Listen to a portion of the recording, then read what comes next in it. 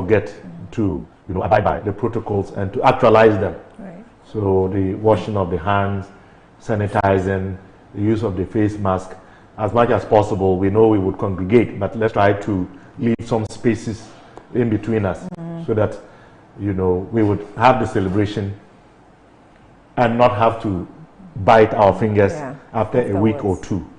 Right. Well, Honorable Collins, how about you? What yes, good morning to yourself and my senior brother, my senior vandal, Mr. Park. Yes, I forget that you are a younger vandal. Yes, you need to join because we have a vandals caucus in Parliament. Okay. So I am coordinating it. All right. So I'd love to be part of it. I understand you also attended PRESEC. Yes, please, I did. So do you join the PRESEC group in Parliament as well? Yes. I am a strong supporter of PRESEC. Very well. It's understandable. But of course, today is my first day on your set. Yes. So it's a big platform for me. Thank you for inviting me. I think I associate with a lot of the things my senior brother did see, especially with the COVID protocols. Right. The numbers we are reading and seeing is quite astronomical. And I'll plead with my Muslim brothers that as they go out to celebrate, they should remember that COVID is still around. Right. And the Delta variant, we are told, even spreads faster than what we knew. Happy Eid to the Vice President, His Excellency Mahmoud Baumia. Wish him God's blessings, Allah's blessings as he continues to serve his nation. The Chief Imam, anytime I see him, I'm so excited. He exudes some kind of... It almost feels like he's lived for decades. When you see him, he comes across as somebody so humble, peaceful, So I always wish that he stays for... but of course, you can see he's aging, but we are praying that God keeps him a little more longer for us. Of course, Mr. Apak said he's to visit the mosque with His Excellency Mr. Mahama. But as I watched the commissioning, one thing that struck me was that this is a certain Christian president joining his Muslim brothers to commission a mosque. That is very significant. It tells you how, as a country, we've been able to live together as one people, irrespective of our political and ethnic or religious backgrounds. That was a beautiful sight. And I think what happened on that day should propel us, for us to know that as Ghanaians, we are Ghanaians first, before NDC, MPP, Christians, Muslims. And so far, we've lived so beautifully, we've been cohabiting so beautifully as a country. And I hope that it continues that way. But I actually, let me not forget, I have to wish Abdul Malik Kukubaku a happy Eid. Oh, Senior Bombay. But all our Muslim friends who we panel with, especially, well, you are much younger. I have been debating and bantering with them for years. But there are many. But you've forgotten of your own comrade Mutala. I remember one time Randy asked him why he's not a scholar, Islamic scholar or something. When we get Mutala to give you education on Islamic religion, you'll be I've met him on DH1 one day and was giving very, very insightful. Exactly. Mutaka. So all our, in fact, for us, since we are members of Parliament, and we are Christian. I think that collectively we wish our Muslim brothers, colleagues on the platform and sisters, because there's Haji Azuera and school as well. We wish them well. And we have a Muslim caucus too in Parliament. Yes. So we wish them well. Wish them well. So if we forgot your name, forgive us. There are many. We can't remember all of them. My Nasara coordinator, my constituency Nasara coordinator, Hadi Awudu. Today I'm not around, but I'm sure he's coordinating. Of course, that's his job. So you heard me mention my Zongo caucus. So we have the Zongo caucus, you have the National coordinator. But it's the same responsibility. Anyway, so all of you, the Honorable Suhini, thank you for standing in for journalists and making sure that we're protected in Parliament. Last time I actually made the claim on social media. I appreciated the fact that you stood up for us in Parliament. But don't call yourself a former journalist. You're not a former journalist. Once a journalist, always a journalist. I mean, it can happen that you even will come back into the job. Very likely. You never know. I mean, academics, when we are done with politics, we go back to lecture. Go back to lecture. I mean, so it's exactly. the same thing. Yeah, I don't.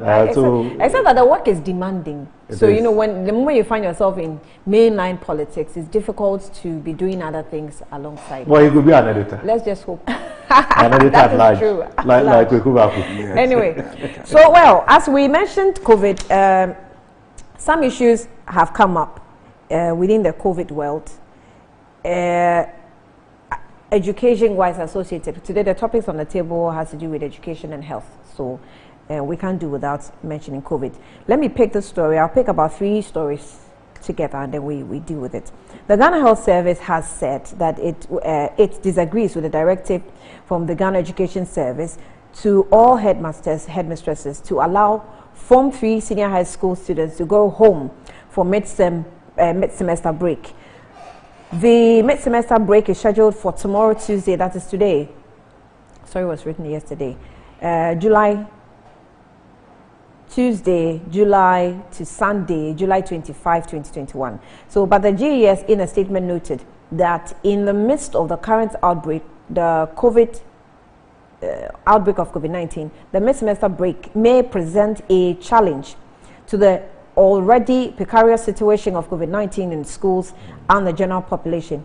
Quote, it may also present challenges containing existing outbreaks in schools, and the statement added. They released a statement yesterday, and that was captured. So although MOH stated that it acknowledges the importance of the mid-semester break, it is recommending that the scheduled period for the break be maintained as planned, but it should be restricted to campus, and boarding students must not be allowed to go home. These actions, according to GHS, is necessary to prevent or control outbreaks in schools and the general population. So, on that note, I can tell you that the GES also paid heed to the advice and did a U-turn on their decision to make the children go home. So the children are now going to stay in school and then spend their mid-term holidays in school. So from the 20th to 25th that the children are supposed to go home, they will rather remain on campus.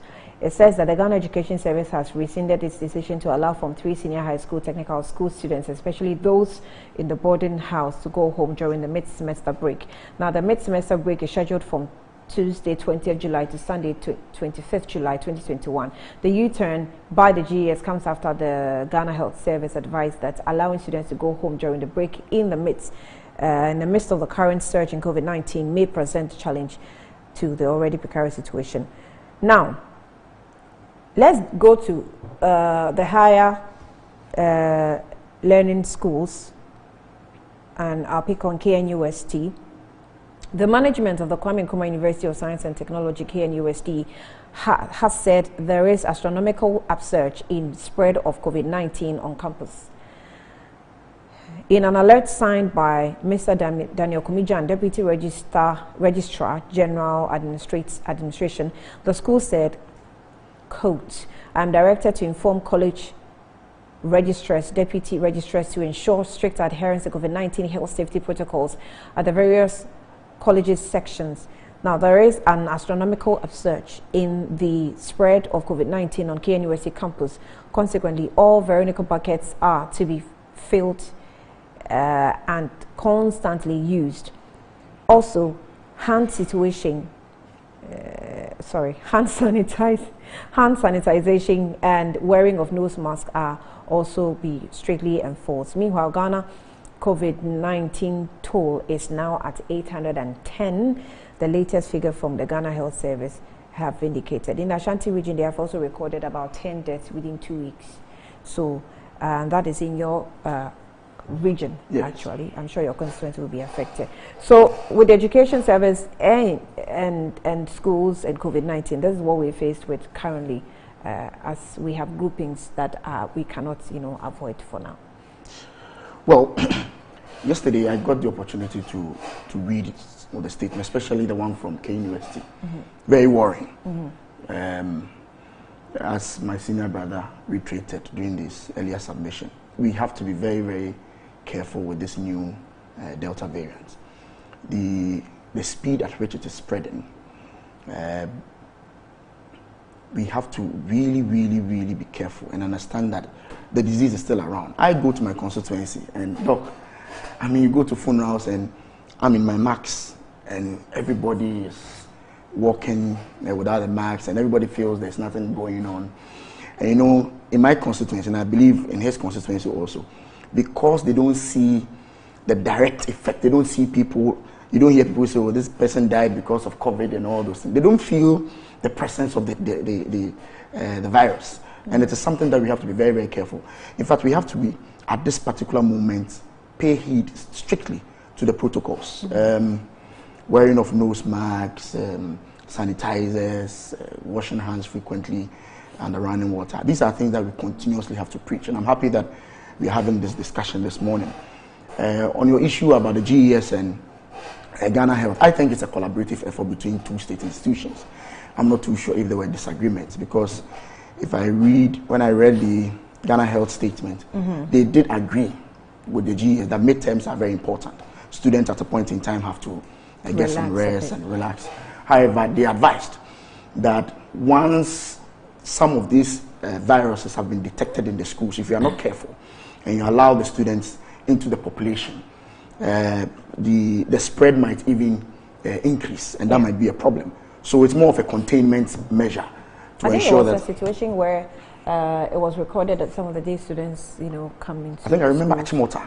I heard first had the issue, and the way and manner it was spreading, I think it's a very, very good advice, and I'm happy GES has come out to also agree with the position of the Ghana Health, the advice given by the Ghana Health Service, that yes, indeed, midterm, there will be midterms for students to relax, but they ensure that they should be confined within the various schools so that they don't come into the system and continue to spread. I think it's a good call. I hope that all protocols will be observed. Are we not, I don't know, maybe it's difficult for us to swallow back our words by asking the children to go to school. And that's why we are doing this back and forth. Oh, okay, we're going for midterm. Okay, no, don't go again, stay in school. It's almost like someone sitting at the table trying to juggle between, okay, what's the best decision to take now? What do we do? Can't we just let the children go home and then let's see if we can? Because right now, with even the Delta variant, it's quite scary. Not knowing exactly what to do, we are dealing with Sputnik issues, and we don't know when the rest of the population will get vaccinated and all that. So, they are the experts. The Ghana Health Service personnel, they are the experts. They are telling us that at this particular rate and the way things are going, the students should be in school. I think we should just heed to the advice. I'm just hoping that as the students are kept in school, all the protocols will be observed. That's what is important for me. But I think the advice is well noted. I think it's a very good call. Students should stay indoors, observe the protocols, and hope that it doesn't come into the system. It's already in the system. Yeah. We are told yesterday, I read a report that even in the Ashanti region, the first was detected as far back as December. Just after Christmas. The first Delta variant. I was even surprised that it didn't come to everybody's knowledge. I got to know of it just yesterday on Asempa when the host read a statement from the Kumasi Metro saying that yes, they first detected the first Delta variant in Ashanti region in December. We are being told that 10 people have died in Ashanti region of COVID, and we are also being told that there's been about 200 cases reported within a space of about 2 or 3 days. That is worrying, and I'm just hoping that as a country we just understand that this thing is not gone. Right. Virus is still around.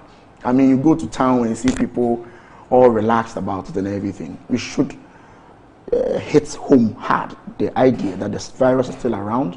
What is even coming up now is more even dangerous or spreads faster than the earlier one that we know. Let's just continue to follow the protocols.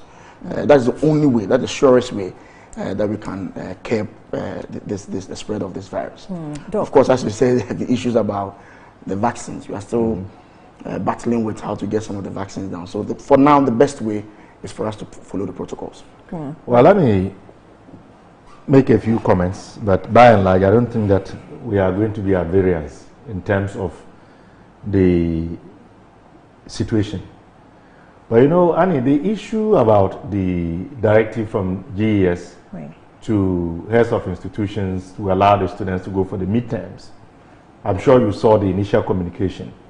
And then there was a subsequent one which came on the back of the communication that was also provided by the Ghana Health Services. Remember that these students who are in final year, they were supposed to have gone back to school in April of this year. Right. But it was postponed. And at the time, the reason that was given was because apparently arrangements were made for them to have delayed at home for 1 month so that upon reporting to school, they will have an uninterrupted period of extensive study to write their exams. So even when the issue of midterms came up, some of us, when we saw the initial communication, we were beginning to ask questions. What has warranted that? Because you had told us that the reason why they delayed at home for 1 month was because you wanted them to go to school and have uninterrupted time to study and prepare for their exams. Then I think about 24 hours after that, the revised communication came on the back of what the Ghana Health Services had said. And that also then drew my attention to the committee that was announced. I mean, you know, because this is my area, I follow these issues and I remember them. I remember that in the wake of the decision for students to go back to school, a committee was put together as per what the Director General of GES had told us. That was composed of representatives from GES, Ghana Health Service, and this committee was supposed to be monitoring and then advising on what measures to take vis-a-vis COVID. So I was wondering whether that committee is still in place, and if it was, one would have thought that before GES had made the decision to ask the students to go on break, there would have been some consultation amongst members of that committee.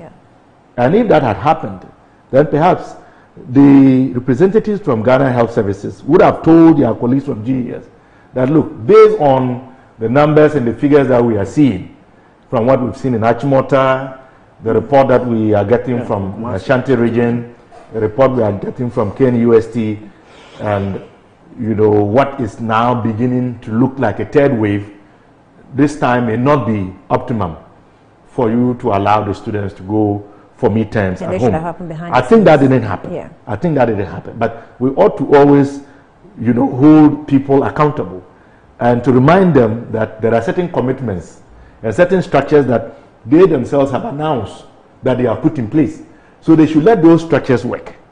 So it is not to critique them or criticize them, it's to remind them that they already have a structure that they said that they have put in place. So they should let that structure work. Because if that works, we wouldn't have this to and fro that will let people wonder. Through what means are we supposed to be checking if this COVID team is working? Is Parliament not responsible? Well, this was something that was put together under the auspices of GES.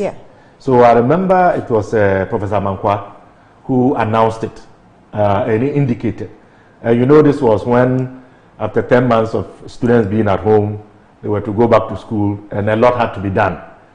And so that it was as part of that arrangement that the committee was announced. But whether it's still in play or not, I don't know. But I wish it is. Because from what we are seeing now, well, we hope that their work is even more. It does not get out of hand. But what is going on raises a number of issues. Look, by and large, it is not just the issue of people being relaxed about adhering to the protocols. It is that the system has gone back to, you know, the automatic mode, autopilot, as though nothing is happening. So, for example, you don't hear a lot of the radio and TV jingles talking about COVID, admonishing citizens to be wary and to wear the nose mask and to wash their hands.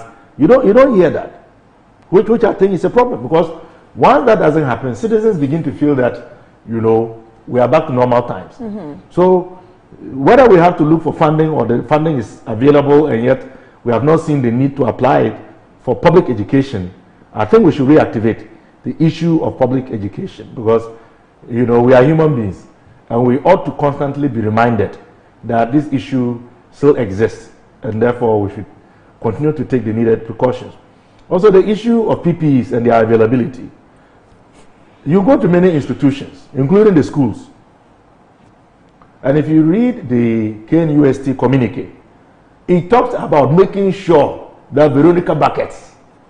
If you go to many of the schools and institutions, the Veronica buckets are not even there. Those that are there don't even contain water. There is no soap.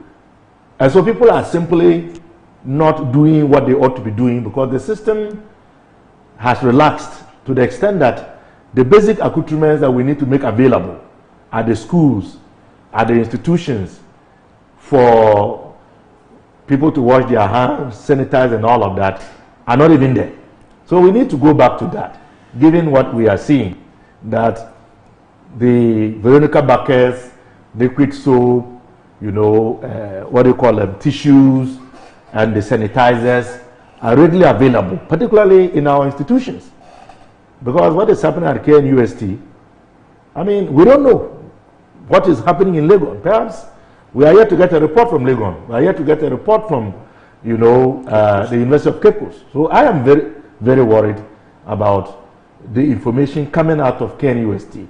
And Annie, I was expecting that by now His Excellency would have done an address. That would have been appropriate. After the, because I mean, it gets to a point where even if you give us, let's say the NCC is in charge of public education and they give us the videos, the jingles and everything.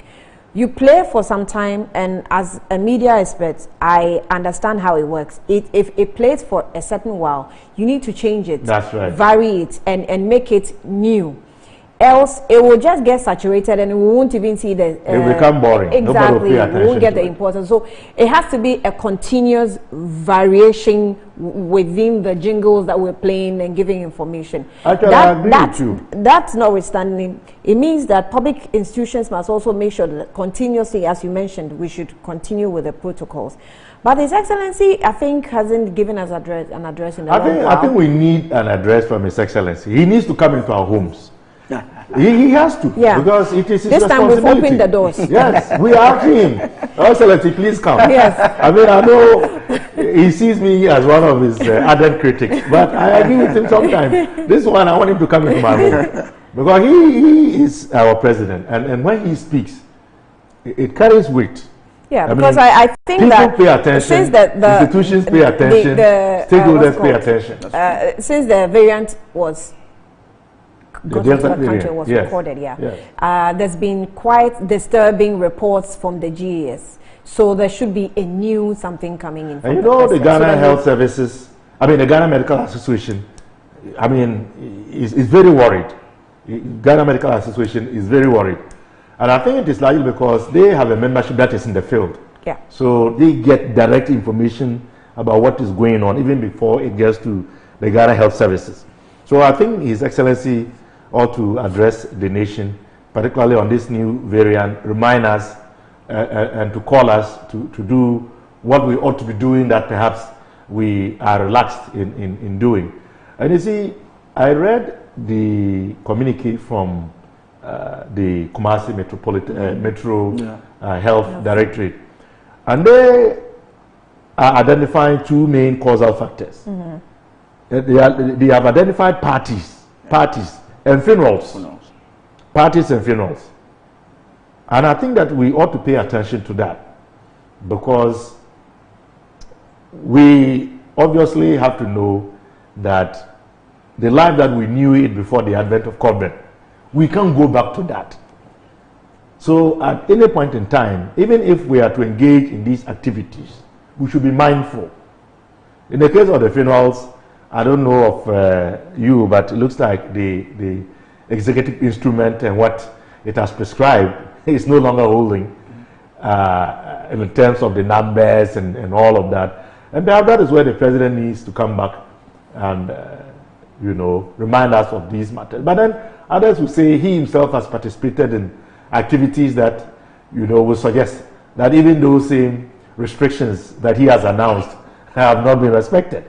So I think we need to go back and reload, so to speak, in a much more aggressive way, because we are now dealing with a much more aggressive variant of the COVID.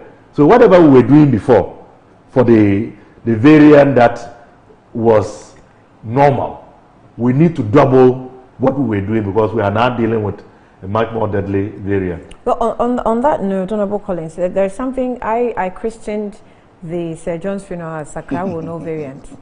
I mean, I thought that people called me mischievous, but it is what it is. But that is how nomenclature comes to be. I Names mean, are given based on something. Based on what happens, exactly. So I created how did you my get own a Delta variant? Sakra will no variant. The Delta variant didn't come from a Delta. Exactly. And I go with the school of thought that leadership is cause, everything else is the effect. So if you are telling us what to do, you have given us the EIs on how we have to observe the protocols, and you are found in the situations, I understand how difficult it's going to be for you to come back to us and tell us that, oh, observe the protocols, you know, yet we found you in a very critical situation. And even for him as a president, it wasn't advisable. It was very dangerous. The vice president was walking in a crowd. I mean. Well, I understand the point you're making. I am a politician, and I won't come here and try to paint a different picture for my party or for myself. Just about 2 weeks ago or 3 weeks ago, I've attended about 4 or 3 funerals. And I'm sure my colleagues from the other side, because the funerals I attended, I saw some of my colleagues from the other side at the meeting. At the funeral, we were all there. Sir John's funeral you're talking about, the president was there. A delegation from the NDC was there. So I think if you are taking blame, you should take blame as politicians. But you know, Annie did not single. He's talking about leadership. We are all part of leadership. But you singled out the president. Because he holds the EI. I'm saying that he singled out the president. Maybe I'm just saying that. The EI. No, but he singled out the president. But he is the father of the nation. Everybody knows that. But I know His Excellency John Dramani Mahama also plays a critical role in our political space. He might not be in power now, but it's a huge figure. When he speaks, when he attends a funeral, it sends a signal. And I've seen him at funerals. So I'm saying that in your quest to advise all leaders, let's be holistic about it. Let's take the blame as politicians if you want to take the blame as leaders. But to single out one person, one political party, that is where I have a challenge. That's what I'm saying. There's a reason for singling out, so that you can know how to find solution to the problem. That's what I'm saying. Sometimes you need to do a critical analysis, and critical analysis to the problem also requires you singling out people. You know, sometimes it's very necessary to single out. So you are singling out the president because he's the president, he's the first gentleman. I also have the right to single out other people who I think are also very influential. That's the point I'm making. Well, I think I can grant him that. Yes. But one of the two of them has executive power. Exactly. Okay. The other one does not. Do you know that His Excellency Ronaldo can punish His Excellency?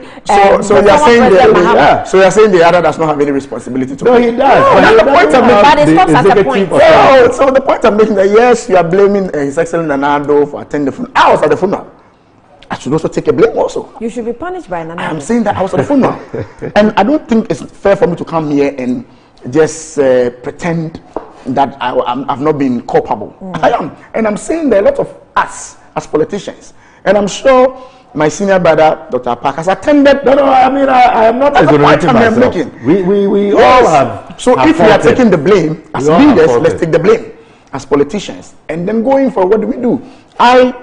I'm picking up information that the president is likely to speak very soon on these matters. I don't know the exact date and time, but I'm picking information that he'll be speaking very soon.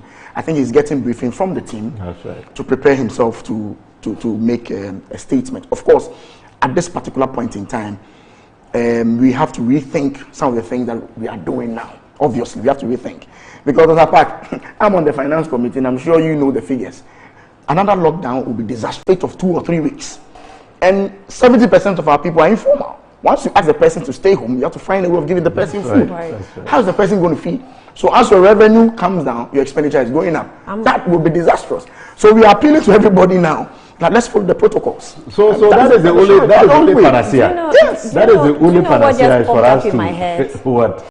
I was just thinking, we'll go for a break shortly, but I was just thinking that maybe we should have done a lockdown for the census So that they will be able to just for 1 week, and they will finish. But you know, because I know people have been running away from the whole exercise. It was only, I think, 2 days ago that somebody came to enumerate my good self and my family. Just 2 days ago? Yes. And I heard you on many occasions lamenting about what was going on.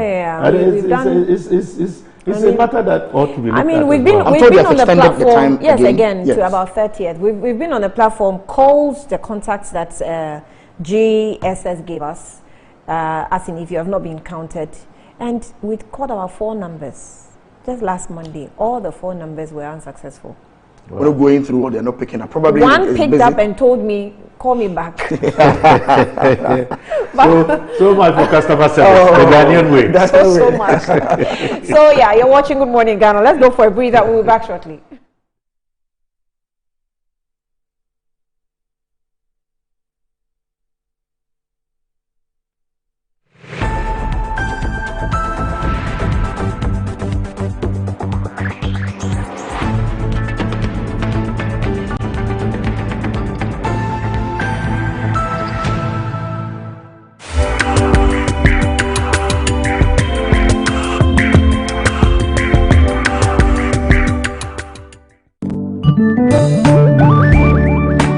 In Ghana and in Africa, there is only one place to look to get that luxurious design and decor for your offices and homes. Visit Jamila Home. We give you the climax of luxury wherever you find yourself. Presidential and executive office furniture, living room set, dining set, stunning mirrors, adorable wallpapers, lovely king and queen size beds, valuable antiques and antique goods, beautiful chandeliers and more. Into the bargain, we provide caring customer service, prompt delivery service, skilled and artistic full house design and decor services, and free decor ideas for your space. Our products and service is unparalleled, boasting of top-tier clients all over the globe.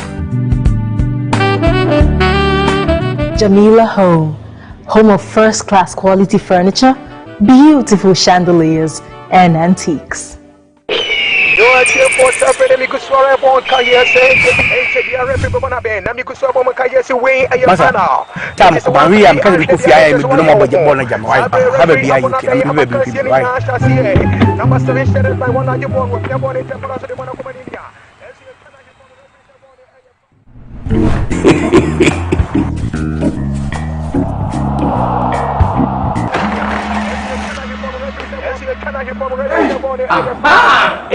Logo the bottom. Where you say 80 local channels na mo hedo. As a picture see clear. E 5 times better. As other channels that go be sure.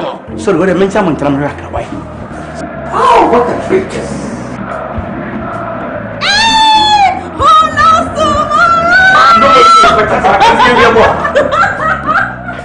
What a picture. What do AD plus decoder or multi TV and now Electroland agent PR natural local channels now HD the here so better star 879 hash numbers from people box you and now you activate AD channels now. Get an HD Plus decoder from now till the 9th of August for just $89.99 Ghana cedis and enjoy 3 months free subscription. Enjoy all the excitement and live sports action in the HD Plus Air Bosso Philippines promo. Promo lasts from 7 June to 9th August 2021. Visit hd-plus.com.gh or call 024-243-9872 for more info.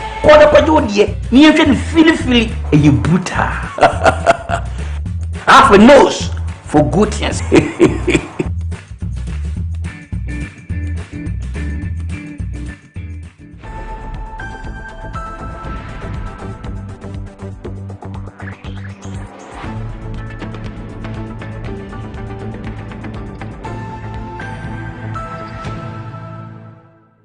All right, you're welcome back. We'll continue with the discussion and we touch on issues of education. Mr. Park, you have raised a couple of issues when it comes to education. In fact, a number of them.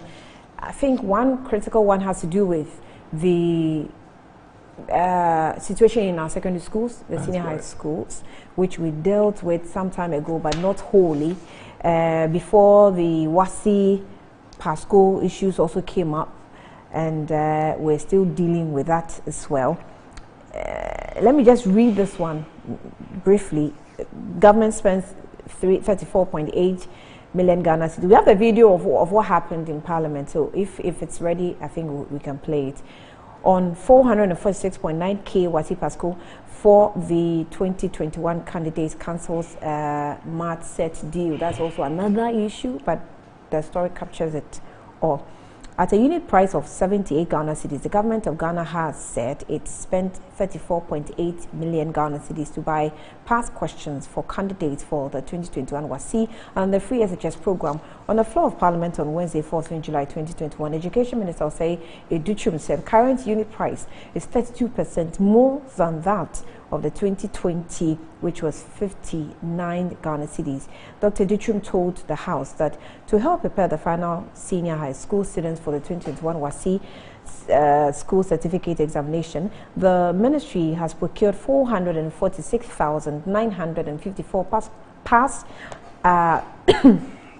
West African Senior High Certificate Examination question from Messrs. Kingdom Books and Stationery at the unit price of 78 Ghana cedis. The procurement will be funded from the free SHS school account. Mr. Speaker, in the 2020 government quote, through its effort to help students amidst COVID-19 to prepare for 2020 West African Senior High School Certificate Examination, produced 568,755 past questions for students to try their hands on before sitting the actual exams. The Ministry of Education, Dr.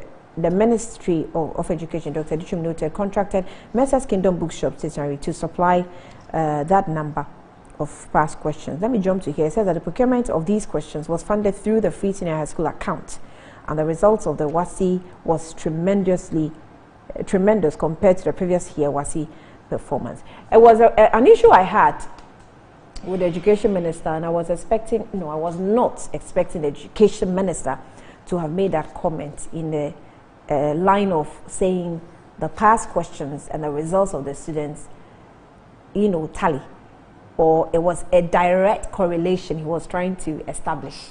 And I'm like, give me the proof, because yes, you can buy me questions. Who tells you that I learned with the questions you bought for me? That's also another discussion altogether. But I saw a headline that you made on the floor that nothing shows that, it was the past questions that made the students pass the exam. Well, I mean, this issue came up largely because I filed questions to the minister. Yeah. As a member of the Education Committee in 2020, I was aware that government had indicated that it will procure and supply past examination questions, and now we know examiners' reports to the students to help them prepare for their exams. And as always is the case in Parliament, when the budget is presented, the committees with oversight have to hold hearings with departments and agencies under certain sector ministries.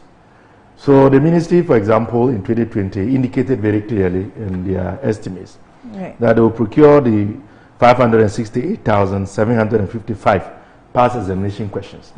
So my intent was to find out how that was funded and how much it cost the Ghanaian taxpayer, because we had not been told since then that it costs 2 cedis, 5 cedis, 50 cedis per package, and so I decided to file the question. So it was in response to that question that the minister indicated that for the 2020 exams, the students got the booklets at a total cost of 33,641,043 Ghana cedis and 75 cents. Now, when you divide the 568,000 by this figure, it works out to 59 Ghana cedis per unit. Then I thought that, well, since the 2020 budget and the estimates, the ministry didn't tell us whether they will procure again past questions. Let me file a futuristic question to find out whether government through the ministry has intentions to procure. Lo and behold, the minister responded affirmatively. Affirmative. That in fact, government has already procured some 446,954 past questions at 78 Ghana cedis per unit from, Kingdom Books and Stationery. And so when you do the computation, 5978, it shows a 32% increase. As well, I asked supplementary questions as to why. Yeah. Why, for example, did you go to Kingdom Books 2 years in a row through sole sourcing, when, of course, you could have gone directly to WAEC? And why is it that within 1 year we are seeing a price hike from 58 Ghana cedis to 59 Ghana cedis to 78 Ghana cedis? Now, the minister in his response with regards to the differences in price indicated that, the volume of the 2021 was bigger than 2020 because additional material was included, which would make sense. I thought that was not unreasonable, although I thought that the leap was a bit steep, but it would make sense. And then, why Kingdom Books? His response to me was that, as far as he knows, it was Kingdom Books that could do the job. As far as he knows? Yes. He knows it's Kingdom Books that could do the job. So they went to Kingdom Books. But I had issues with the responses. In fact, if he was in Parliament, you would know that I was getting a bit frustrated. So I actually accused the minister of being evasive with his answers. Mr. Speaker admonished me to withdraw the use of the word evasive because he thought it was rather a bit harsh.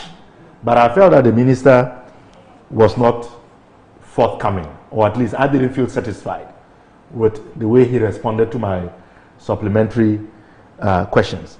So be it as it may, I have gone on to still ask questions about why Kingdom Books and why the minister's response on the floor of Parliament did not capture what we are now being told, that WAEC has given Kingdom Books the exclusive rights to reproduce its material.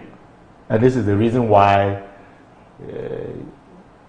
the ministry had to go to Kingdom Books. But this was not captured in the minister's answer. He didn't state that. This is something that we were told outside of Parliament.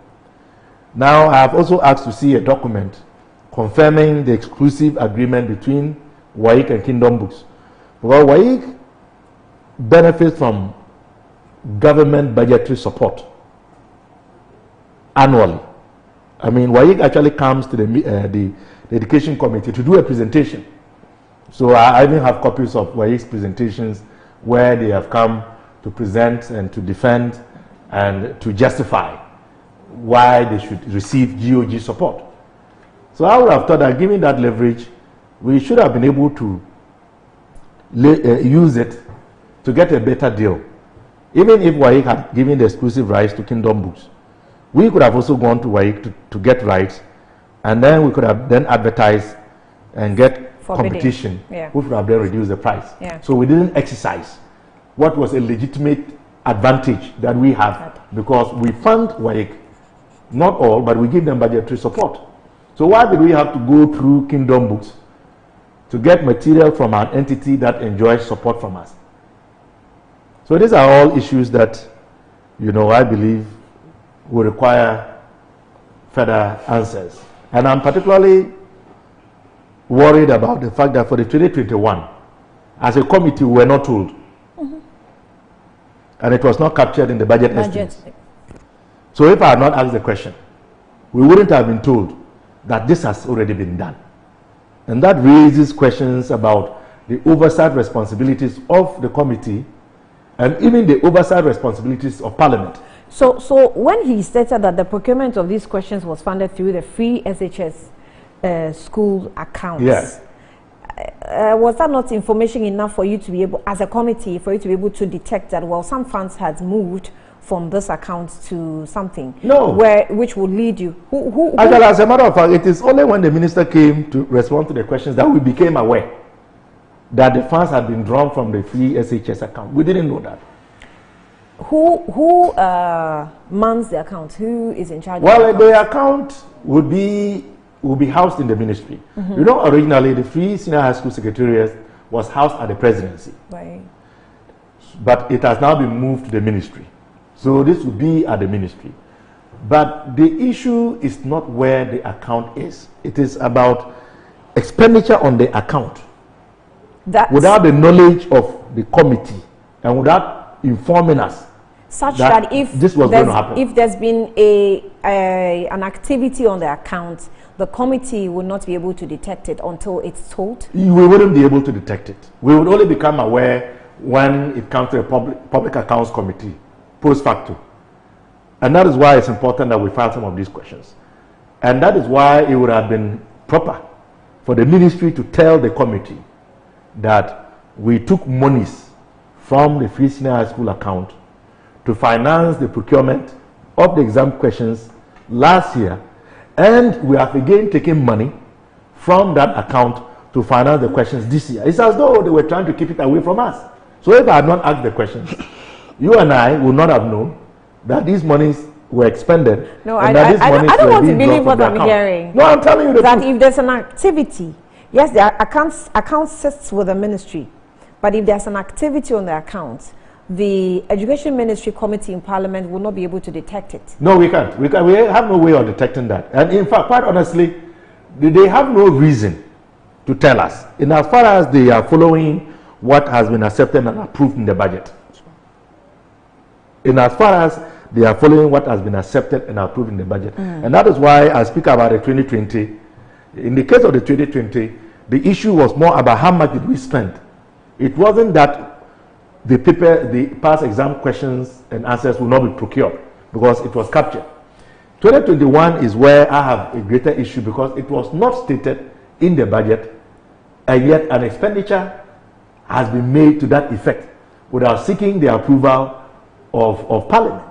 And that is where a lot more probing needs to happen to seek justification about why the ministry thought it necessary or wise, or what the circumstances could have been to warrant the ministry engaging in this expenditure, which was not explicitly captured, without also telling the committee. It is almost like this ongoing bipartisan investigation to do the Sputnik contract. I was just going to ask Honorable Collins, it looks like when it comes to procurement, your government isn't doing well.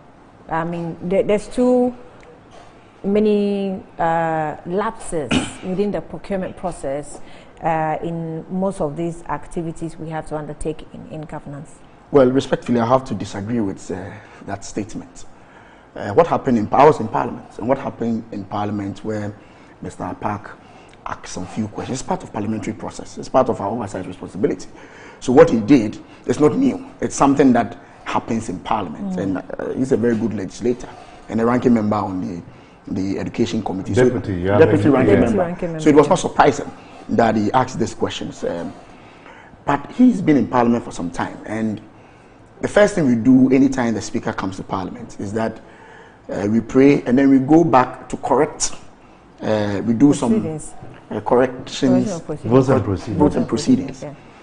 I am a little bit surprised that my senior brother is still quoting 59 Ghana cedis, because I do recall just about 2 or 3 days ago he was on Asempa with the Deputy Education Minister. I wasn't. No, you called him. I responded. You responded, and the deputy had indicated that the figure 59 was an error, and that indeed the unit cost per the past question was 71 Ghana cedis and 25 pesos. In fact, they procured 361,755 books at a unit cost of 71 Ghana cedis, 25 pesos. And when you say the figure 59, mean the previous price? Okay. Yes. So it was captured wrongly, and the deputy minister had come to correct that figure, that indeed the unit price was not 59. How was it captured wrongly? It happens in Parliament. No, the fault is not from Parliament. But I will explain. The mistake was not from the floor of and Parliament. I'm saying that even if in response, in an answer, there is a mistake, you have every right to correct it. There's nothing wrong with that. Yes, but I'm saying that The answer was provided by the minister. It was the minister that said 59. And the not correction, that Parliamentary captured it. I'm saying the correction has come. That indeed the figure should not be 59 and the figure should be 71. How did he get it wrong? That I'm not a minister. I can't answer that. But I'm telling you that figure has been corrected to 71 cedis, 25 pesos. And Dr. Park was on this. So as I said, it has not been corrected. As long as what is Dr. Park, on the record, the minister did Parliament, the deputy minister did. What you say publicly doesn't count. But the minister can come back to Parliament and correct it. So until that is done. Okay, so for now, the Hansard still has 59. But I'm saying that Mr. Park knows that he had an encounter with the deputy minister on another program. I don't know. I am going by official documents. I listened to you. I listened to the interview. And he had indicated that the figure is 71 cedis, 25 pesos. And he had made efforts. He had indicated that he was going to make effort to correct that. Yeah, so I'm even tempted to still ask. That's why he's saying that he's capturing official figures. Dr. I mean, you can't go on air. He knows what I'm saying. That the figure has been corrected to 71 cedis. 25 pesos. Purporting to have corrected it. 71 cedis, 25 pesos. You talked about procurement breaches. In all the conversation around this that I've heard, and Dr. Park has been very, very at the front of this discussion, I've never heard him say that in all these processes there were procurement breaches. I've never heard him say that. Nobody has impugned that there were procurement breaches. Nobody has said that. In fact, WAEC has the exclusive right to the past questions examination report, examiner's report. WAEC then gave that right to Kingdom. Without giving other competitors? Find out whether other competitors applied. Nobody applied. Did we open for My bidding? information is that... We opened for bidding. I'm coming. My information is that it was Kingdom who then applied to have that right. And we're given that right. So I want to know if there's another information that there were other bidding. The information I have is that Kingdom was the only company that applied to have that exclusive right to be able to publish the past question that exclusively belongs to WAEC. So if a government has taken a decision to publish or procure these past questions, it just makes sense that you go to the one who has that exclusive rights to do the publishing for you. That is my information. And so there's nothing wrong about the sole sourcing, because indeed they were the only company that had the rights. And that's what I'm saying, that I've listened to Dr. Park throughout this conversation, and other people have made comment. Nobody has impugned any irregularities as regards the procurement. That's why I'm saying I disagree with your initial comments that the government is not doing too well with it. No, there was nothing wrong with it. But in this they case, followed the entire due process. Yeah, Dr. Park is saying that the current one was not indicated in the budget to them. I know that the free SHS budget was approved in Parliament. Normally in Parliament, the bulk figure will be approved, but beneath it, exactly what each of the expenditures is stated. So I don't know the exact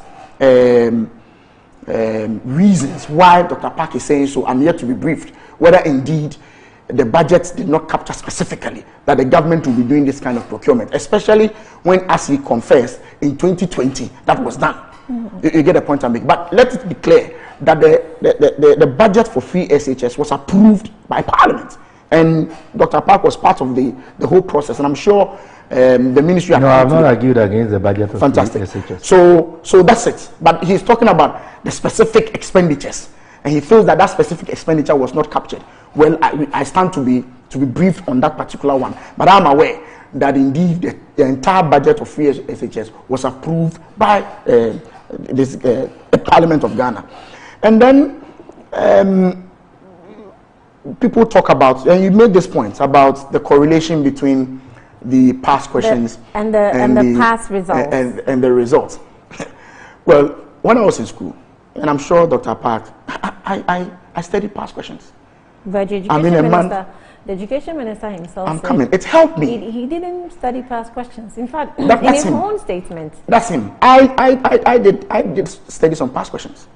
I mean, when I was in Presec, I mean, a month or two to the examination. I mean, it's good. It helps. I mean, the examiner's report will tell you how they expected you to answer the question last year. It gives you an idea of how the mindset of the examiner. So when you're going into the exam, you know where to, learn as in where to concentrate more on. So there's nothing wrong with past questions. Of course, when I was in Presec, not all of us were able or had the opportunity to get these past questions. I was lucky that I could afford. Others couldn't. This government says that no, everybody, as part of the free SHS policy, everybody should be given the opportunity to also have this past questions so that it can help them prepare for the exams. And I'm not too sure you can delink that from the result that came up. If 465 people got grade all A's in all subjects, and 411 out of the 461 are all Ghanaians. You say you're not sure I can delink? Yes. I can delink. Well, I don't know why you are delinking.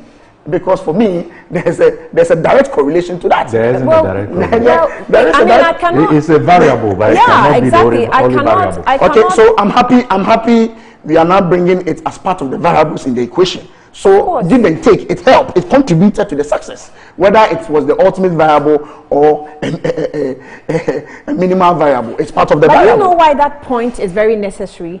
Because as a country, we are investing. Right, we're investing in the future generation. We need to make sure that whatever we're investing, we are getting the results needed. It's good that they had good results. I mean, my sister had straight A's. Fantastic. I had a new phone, I couldn't use it. I had to give it to her. I mean, and then she was used a part of better the phone. free Exactly. Free SHS. She used a better phone Free SHS. than myself. She enjoyed free SHS. Yes. Okay. You wanted that. No, I wanted you to make that point very But there is no student who has a choice now. Every student. No, I don't know. I just wanted her to make it. Were you expecting me to pay school fees? She's a Ghanaian. She's a Ghanaian. She has to enjoy. And I'm sure your sister was fortunate to get some of the past questions, as was distributed by. She didn't talk to me about past. Okay, then you can ask her. She did get the past questions. She did get. I'm just saying that it is very necessary for us to do that analysis because we want to make sure that what we're investing, we're getting the results. So even though you might think or assume that, oh, well, this has a correlation completely, it is possible that it really didn't have any correlation.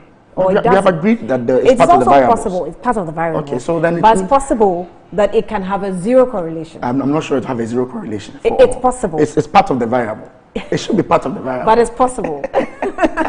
so I'm just saying that we should also spend some time to do the check and make the calculation of all these variables and establish factually, because of course the minister went on the floor of Parliament to make statements and Parliament is not a place that you can go and make. But I think the minister was factual. Statements the minister was factual when he said statement that cannot be proven by facts. But we've just said here, Dr. Park is in academia. He has said that it's part of the variable.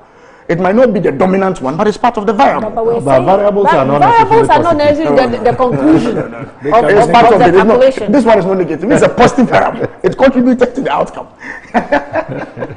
So that's what we're saying. But aside that, just for the sake of clarification, I understand the desperation, particularly of the ministry, getting the deputy minister out to try and put out information that they claim is correct.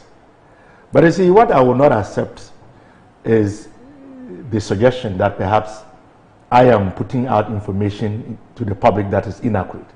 But my information is based on the information that the minister gave to Parliament in his official communication to the clerk of Parliament in response to my answers. So if anybody has provided wrong information, it is not Dr. Park, it is the ministry.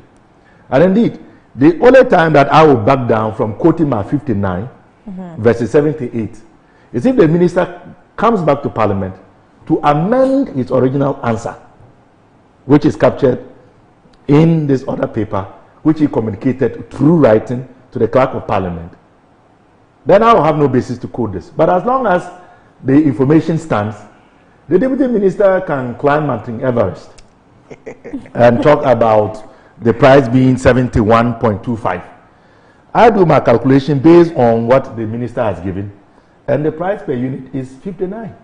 It's as simple as that. I didn't make up those figures because I didn't even know how much it cost. That was why I posed the question. Right. You came to respond to my question about how much it cost. And you gave me and you said you spent 33,641,043 Ghana cedis 71 pesos to procure 568,755. If you do the maths, it works out to 59.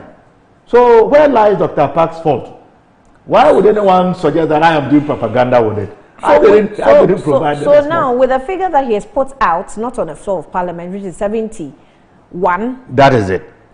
Now must be recalculated. No, he also indicated that the number of books procured was 361,755. So you see, now what they are because saying the point is that Dr. Park, the number of books were less than they had indicated in the response. And I'm saying that, Dr. Park, the number of students who wrote the exams were not even 500,000. So they couldn't have procured 500,000 books.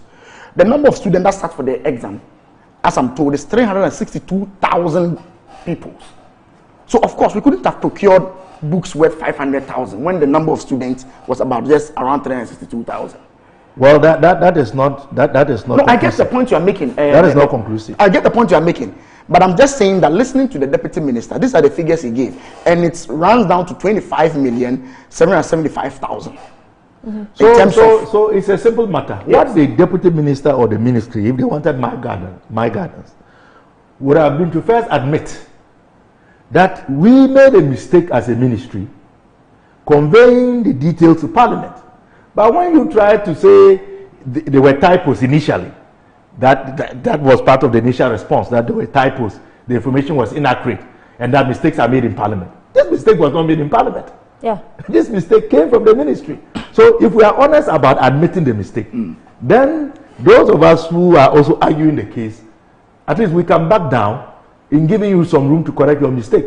But when you want to place the mistake at somebody else's doorstep, clearly you cannot allow. We can't allow that to pass. I think I share with him. But I did hear the deputy minister say they were taking steps to come and do the correction. So, yes. Until the correction is done, we still have 59 on the floor of Parliament. I'm just saying that, yes, of course, that is official documentation. Right. But I'm saying that the deputy minister had come out to make these corrections. Let's put it in perspective. Of course, Dr. Park is making his comment on the basis of the report that he has captured in the Hansard.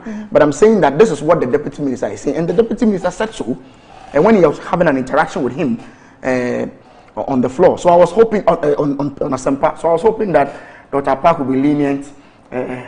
No. I'm a stickler for documentation. Until you change the document, it stays. That's fine. But this is the position of the deputy minister. This is a big issue. It is a big issue. So I was thinking that a formal press release would have been released. Would have come out. I mean, I was thinking it's a big issue as well because we're dealing with numbers. Yeah. And when it comes to numbers, you have people playing all kinds of games with numbers, especially when finances are involved. Even the change of zero can make an effect in numbers. Of course. So when you come on the floor of Parliament, you give me 59, and then you go on air and say, oh, it was a mistake. Even the mistake you mentioned has to be interrogated. I think we've all agreed that, yes. How come you made that mistake? How did you make that mistake? Because the difference between 25 million, as you are saying, 25, and 33 million is substantial. Substantial. I think we all agree. Substantial. This is the information I got from the deputy minister, and I'm saying that I didn't get it from him personally. Even it was on air. Okay. He made those statements on air, so it behoves on them, as he's saying, to come back to Parliament and do the correction. But my information is that these are the figures, the correct figures, as have been given out by the deputy minister. See, that is why that has to be adopted by the GMG. What is correct? What the minister is saying. I mean, the figures you're giving. Are we supposed to adopt it by the GMG platform? Exactly. So whatever you say in the public space, GMG will also deal with the whatever you say in public space. Well, I also have a duty to give you the information I have. Of course, Dr. Park has talked about the procedures. Of course, if the ministry is so mindful that these are the correct figures, they can come back to Parliament and do the correction. But my information I have from the Deputy Minister of Education is that these are the correct figures. No, okay. I have a problem when you say correct figures. Okay, these are the figures as given by the Deputy Minister. Yes, because correct on the basis of what? I mean, on what basis do we assign correctness to what you are saying that versus what the minister read on the floor of Parliament? Correction is outstanding, and the minister would have to come and make that on the floor of Parliament as well, else the Hansard, or probably through a statement. That's exactly. The statement is public, but he has to come and correct this, because if not, You know, the official records, which is the Hansard, is going to capture this information because this is what the minister was presented. And if the minister fails to do that and is captured in the Hansard and it is approved, it becomes out of the public record. So, you know, and as you said in the first place, granting that this was a mistake, how did that happen? I mean, truly, how? It's not of incompetence because this is not a small matter. I'm supposed to be typing figures and numbers, and I see 71. There's no way I'm going to write 59. Exactly, 0.75. I mean, look at the detail in terms of the cost. They even include pesos, right? Right. Somebody actually sat and computed. It didn't just happen.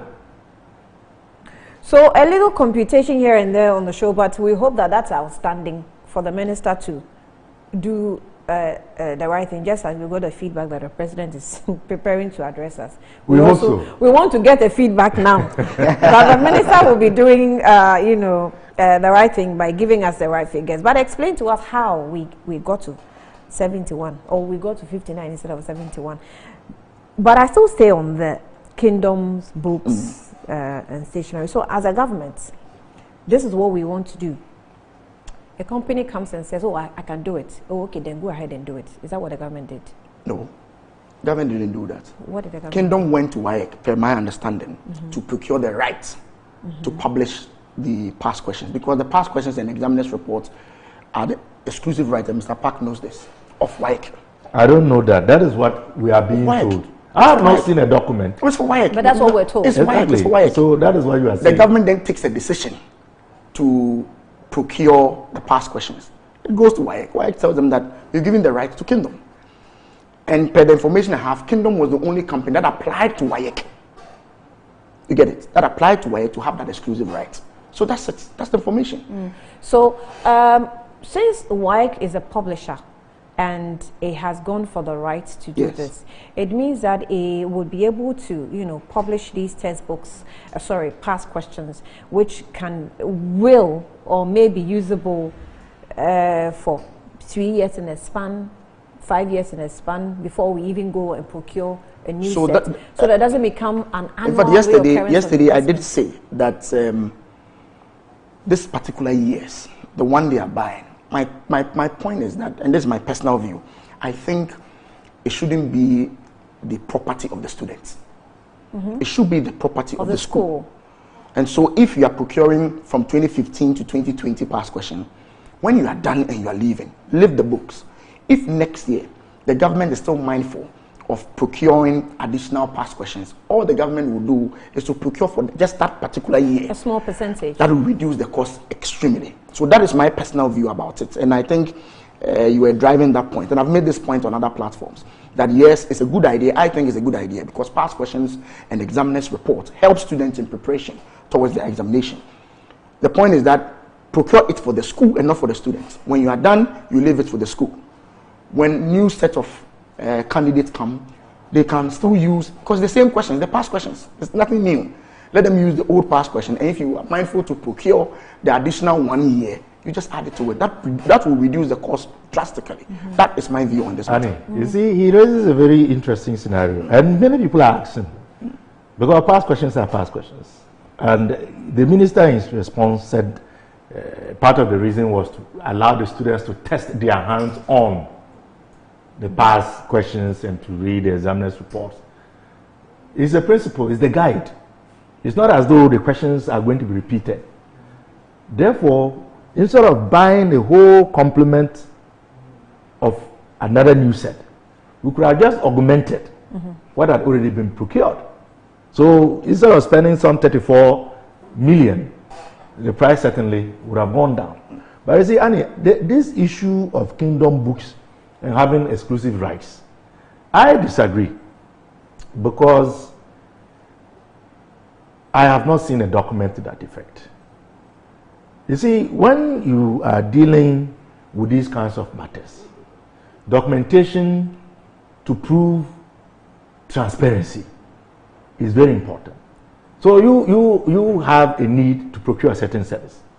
Somebody comes to you and says, I can provide that service because he has the exclusive rights and he has given that exclusive right to you. As you want to procure the service, wouldn't it be the case that you will require a document to see and confirm that indeed the source claiming to have exclusive rights has that documentation to prove so?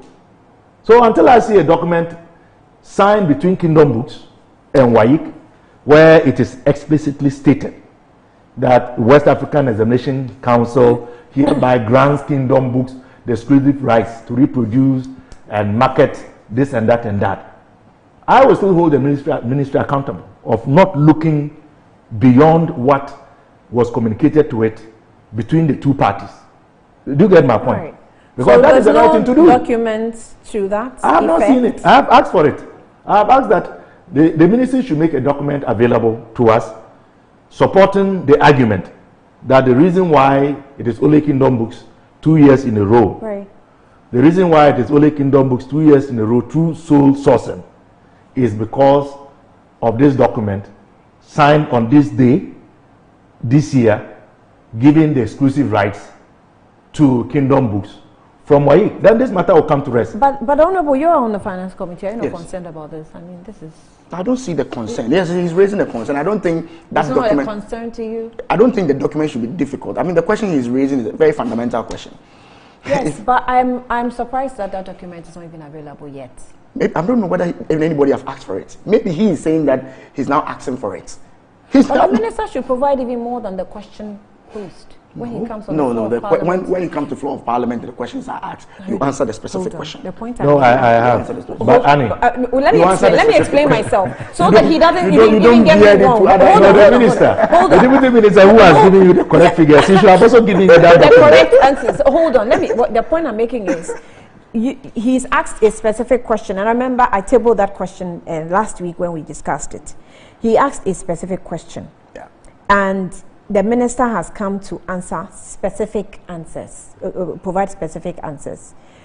But I'm saying, if you state that, well, Kingdom Books and Stationery is the outfit that we gave the rights to procure the questions for us, it's okay to even add why we're using through sources and getting Kingdom Books. They have said so. That is because Kingdom Books has the sole rights as given by WAEC. And the document is asking what's wrong if we attach the document to our answers. Well, of course, I don't have a problem if the ministry has attached exactly my that. point. There's no problem. And I'm saying that it's not like you're veering off. You're but this question can easily be answered. This question can easily be... I'm not saying that. I am just saying. So if Dr. Park is mindful, as he's saying now, I don't know whether he asked that question in Parliament or whether he has cause to ask that particular question. I think the ministry should be able to just approach WAEC. But should imagine in the wake of this controversy, yes, I will be making that document public. Imagine this. I'm sure Dr. Park asked about the questions procured for the students, and then we came to provide the answer. And then Dr. Park next week will come and ask, where is the document that is backing the agreement between... I'm sure the ministry, they are watching and they are listening to us. You do get? I'm sure they are watching. It's like nuggets of questions and nuggets of answers. This thing can easily be sorted out. But I might say this should not be equated to mean there was some procurement breaches. That point has to be fundamentally made. That this does not mean that the government...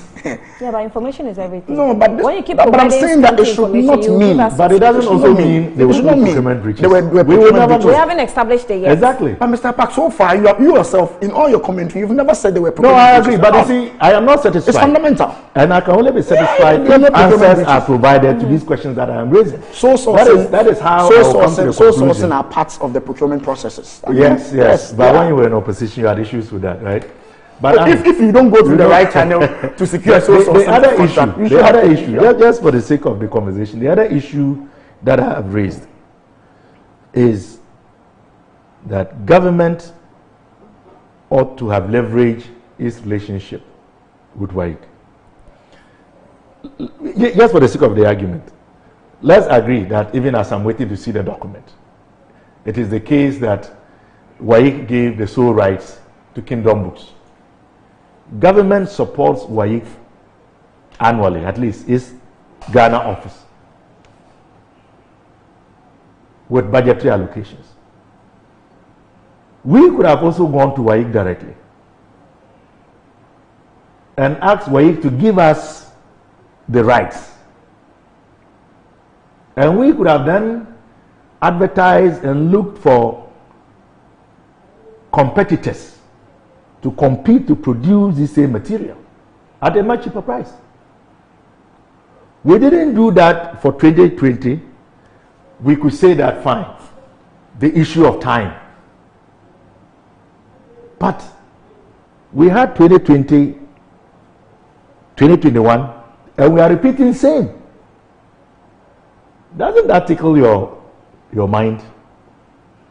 Why we are repeating same when we could have done it differently, given that we have some leverage over WAEC, given that we could have gone to WAEC to seek the same rights that they are giving Kingdom.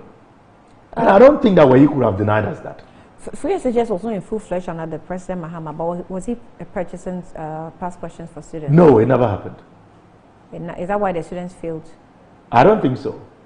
Okay. I have a challenge with the decision or the attempt to try and link past questions to the performance of the students. But I feel that in itself, and I've seen some teachers comment, they feel slighted. Yeah. They feel slighted because all the work that they have done under very strenuous and challenging circumstances, advent of COVID, overcrowded classrooms, and all the issues we know that bedevil the general implementation of the program. The students do well, and there is this attempt to try and suggest that it is by past questions that they had in their custody for just about 3 months or less. I get the argument. That can account so that if let them go home and buy questions. Yeah, some teachers feel very uncomfortable with that. So I would advise that. Do you appreciate that? We should not raise. We shouldn't raise that aspect too high. The point well, we are offending teachers. I have also heard teachers, some teachers, who support it, who are happy about this particular decision. And you see, Dr. Park is saying that some of the teachers are offended because we are suggesting that the past question did the trick. I listened to Professor Jane Nana, and she was questioning the results of the just ended SSE. I'm sure Dr. Park. No, but that's a different matter. It's not a different matter. If you want us to discuss that, we can. She was questioning the results. Malpractices were with more practices. In the same vein, you are saying that the teachers are not happy because you are saying the kids passed. But you have a problem with Professor Nana Jane, who is a professor and an educationist. I'm saying questioning the results. Yes. Why? So the same effort that the teachers put in to get the student to pass, she was questioning it. It's the same way Dr. Park is trying to question. Not directly, she was questioning the results. Exam malpractices abound. Which malpractices? You can't pick and choose. Admitted. You can't pick and choose. Dr. Park, you can't pick and choose. The issues are exclusive. No, not exclusive. You pick and choose. You cannot be worried about teachers. You cannot say that teachers are worried because you are saying the kids passed because of the past questions. But that's what you're saying. I'm not saying that. I've not said so. I'm saying there's a correlation with it. It's a variable. It's a variable. It's part of it. That's my point. It's a part of it. It's part of it. But I'm not discounting the effort of the teachers. I'm not. And that's what I'm saying. I've heard some teachers. What also saying from the beginning, in fact, when I heard the minister, my first worry was don't make the past questions a haven for the students, because you are making them feel, oh, the past questions will help you. And then all they go and do is chew and pour. And then what they have to do, critically studying and learning how to produce on their own without past questions. Well, I'm not sure that was the intention of the minister. No, but you appreciate that it can also create a problem. When but I'm not saying the minister was saying that the student passed just because of past questions. No. The minister was doing his politics. Who doesn't know the minister was being political? There's a correlation, and I've also said so. There is a correlation. There's a correlation. But that's not the only factor. Of course, we are teachers. Even if you have the past questions, you still need teachers to even help you through. So there's a correlation of this discussion from an educationist. I think Mr. Kofi Asare, we spoke with on the news, and what he also had to say.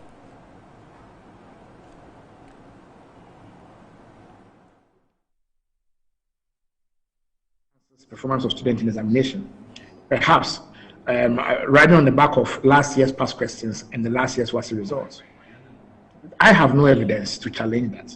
Indeed, whatever the child needs to prepare them adequately for examination, I am fully in support of government providing same once government can afford it. But my challenge is this. How sustainable is it to be buying 35 million worth of past questions every year for Ghanaian students, when some of the students at the basic school level are sitting on the bare floor, lying on their bellies and writing on the floor? They don't have books. They don't have desks. And about 5,000 schools are taking place under trees. How do you justify such expenditures? You understand? Yeah. Because the education sector must be seen as a holistic entity and not just secondary education. No. The raw material is produced at the basic level. If the quality of the raw material is deficient, you will not have quality at the secondary level. So you don't spend money like this at the secondary level and deprive basic education of such resources. The point I'm making is that we have textbooks in secondary schools. Textbooks are used by students and left over. Textbooks are used for as long as 5 years in schools before government replaces them. Why is it that for textbooks, students can reuse textbooks for up to 5 years before government replaces them? But when it comes to past questions, government approaches it as a disposable. Every year you are buying close to 500,000 past questions every year. Why can't students use the past questions, leave some over? Next year, the next batch will come and use them, hand them over for at least 3 years, just as we have been doing for textbooks. That is where I want the discussion to focus on. Issues relating to sustainability and cost efficiency. We need to begin to move from the era of students taking away past questions when they leave. At the end of the day, the past questions we are talking about are used by students maximum 6 weeks. I repeat, maximum 6 weeks. Compared to textbooks that are used by students throughout the whole academic year for between 3 and 5 years. As we speak, the past questions are not ready yet. They are not in the schools. They will arrive in the schools perhaps in August. That will be just 1 month before examination. So the engagement students will have with the past question will be between 4 and 6 weeks. Why should the student take that past question away? For one, the company that have been sole source that have been single source to do this work, it's not even a publisher. Kingdom Books is not a publishing company. They are a bookshop. And apart from that, the fact that last year it was single source to Kingdom Books doesn't mean that it was right. I'm sorry. We believe that, as His Excellency the President indicated sometime in 2016, this country has a big problem, and our problem is that we have made single source and restricted procurement a norm instead of an exemption. All right, so the debate continues. I mean, so that's Kofi Asari's position, and I think to a large extent he agrees with us on some of, in fact, the procurement process itself, which he thinks it's not sustainable. We cannot be doing this almost every year, spending so much on past questions, and so that's his take. Just a little bit about the I'll start with you, the math sets, and we're talking procurement breaches. To be very frank with you, the math sets, I've not taken my time to follow the story, but I heard the minister indicating that they've made payments. The contract first of all has been terminated. Yeah. And then fortunately, from what I was happy to hear is that they just made payments to what has been supplied. So what it means that the total amount had not been dispensed of. But I'm also aware that this case, there was an issue about the police or the BNI investigating. Right. That's how far I know. I don't know too much into it, so I'll reserve my comment on that. Yes. Mr. Park, you are on the committee. I know plenty about it. Of course, you do. And again, it was in response to my question. Well, he wasn't in the 7th Parliament. Yeah, I was not. I was there. The 7th Parliament approved a deal, including a tax waiver of about 3.2 million for a company known as Mrs. Bluegrass Group Limited to procure and supply, I think, 858,009 CAPEX scientific mathematical instruments at a unit cost of 75 Ghana cedis. Mm-hmm.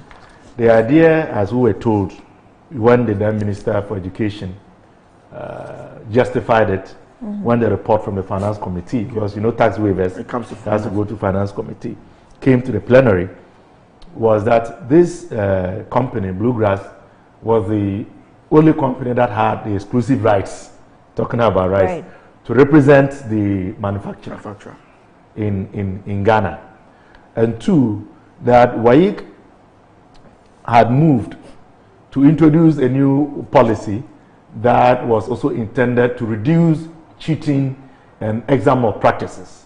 And one of the ways to do that was the introduction of these new scientific mathematical instruments. It's not just a math set, but there's also a calculator attached to it and all of that. And then three, that because time was of essence and the students were preparing to write their WASI in August of last year, there wouldn't be time to shop around, to look for alternative suppliers. Because we had raised issues at the time. I remember the Honorable Member of Parliament for North Tom, Okujeto Ablakwa, the then Member of Parliament for Kumbungu, Mubarak, and I mean, not surprisingly, a lot of people from our side raised concerns about the capacity of this company to deliver, because they had argued that there is nothing to show that the company had a record in doing this type of assignment or procurement, and that even the unit cost was also a bit on the high side. Okujeto had done some research and he found the same type of instrument but branded differently for less than 20 Ghana cedis. So we raised all of these issues, but as the saying goes in Parliament, the minority will always have its say, and the majority will have its way. So it passed. Now, when it passed, we were beginning to get indications that there were challenges. Because when the students were writing their WASI, a number of media houses actually visited some of the examination centers. And the reports we got was that they didn't see students using that particular mathematical set. Yeah. Which then would suggest that can we the have instruments the instruments on the screen had not arrived. Then we had the vetting of the former minister and the current minister in February of this year. Rightly so, the members of the appointments committee asked both of them this question to do with the mathematical sets. It was around the same time that the gentleman who is said to be the CEO of Bluegrass, Mr. Kojo Daku Mensah, popularly known as Onassis, was picked up by the National Investigation Bureau. Right? But the minister and the deputy now minister, they had both indicated that there were delays, and that the delays were attributable to COVID, and that the instruments, as of when they were being vetted, had arrived, and that they will be distributed. Subsequent to that, I then filed my question. It was in response to my question that we now know that the contract was actually amended by both parties on the 22nd of October 2020 to extend the deadline for submission of the mathematical instruments to January 19th, which means that even by the time that the ministers were being vetted, the problem had already occurred. But as always, this is why we come in as oversight. If I hadn't filed my questions, all of this would not be known. I mean, I don't fault the ministers. Sometimes... But we can fault the vetting committee. Well, they ask for specifics. And they can only go by the responses that the ministers gave them. And in fact, just like you... They can always go by it, but if they've also done some checks before coming... Well, these are the questions that we would always ask. Just like you and Kweku Baku. I have a copy of the responses of the ministers to this question. So we go with the former minister. When he responds, procurement of mathematical sets for senior high schools is long, but the relevant portion. Quote, this is the last paragraph. The series of correspondence between the GES and WAEC made it necessary to seek approval from the Public Procurement Authority for sole sourcing, as time was not on his side to go through open tendering. The nominee further informed the committee that the unit cost of the mathematical set was 75 Ghana cedis and not 75 United States dollars, If you remember, at some point there was some confusion whether it was dollar denominated or cedi denominated. Then the minister concludes by saying, the ministry therefore, upon recommendation from WAEC, undertook to procure the set for all students. Unfortunately, due to the impact of COVID-19, delivery of the instruments delayed. They were, however, subsequently delivered to the ministry. This is what the minister said. Now listen to what... This is Napo, former Minister for Education. Now let me go to my brother and good friend, Educhum. You know, we are all Jachi people, although we disagree. Where's his page? We disagree. He thinks I'm giving him a hard time, but I'm also doing my job. You are. So, with Educhum's response, his response is captured under supply of textbooks and mathematical calculators.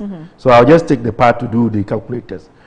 He says, concerning the status of the procurement of 853,009 West African Examinations Council approved CAPEC scientific mathematical instruments meant to assist the 2019-2020 candidates.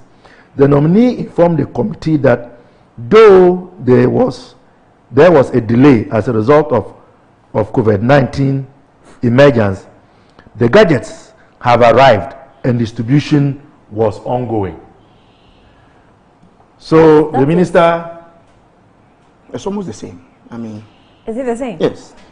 Have arrived and distribution is ongoing? Is ongoing. He just went further to say distribution is ongoing.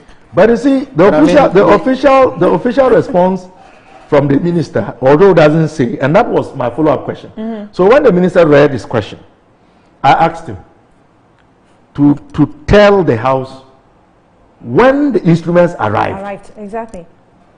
And when they were distributed. The minister said he could not say at the time.